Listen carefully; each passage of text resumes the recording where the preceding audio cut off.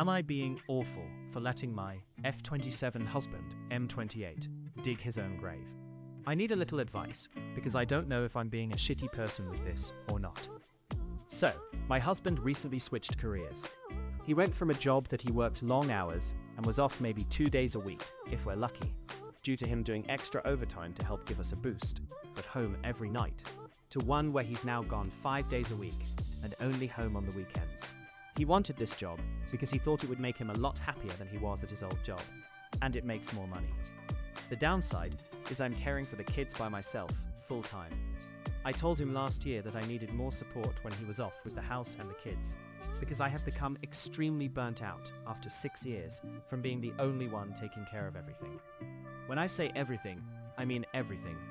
He maybe once every 2 weeks will take them out for half a day and will help with the house when I tell him I'm burnt out and exhausted from it, but isn't proactively helping.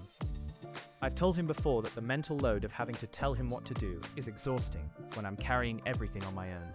And it's not just with the house and kids, it's with literally every decision. This is our conversations verbatim. Him, what do you want for supper? Me, I literally don't care. I just don't want to have to decide tonight. Him, you're no help. I just decided on what we're fixing to do together. I don't want to decide anything else. Him, well, I just want to make sure you get what you want. Me, what I want is to not have to decide anything else. Just to paint the picture of the relationship dynamic. He is very passive when it comes to things like this, but is very controlling when it comes to final decisions on finances and the kids. Even though I do 99% of the parenting, i.e., our oldest is autistic and needed speech therapy, OT, and feeding therapy as a toddler, and he wanted to fight me on it and not accept that our child was special needs. And his compromise was that our child was in the therapies, but undiagnosed. We got to a point last year where I wanted to leave, but couldn't because I am a say-harm. I told him as such. He promised he'd do better, spend more quality time with us, help out more, and make the changes to be a better husband and father. It stuck maybe 3 to 4 months before everything went back to the way it was. At the same time, I was in school online to get certified in the field I'm trying to get a job in, and pushed myself hard to get through it while juggling everything. I will add, the career I chose isn't one that I'm choosing out of absolute love for it.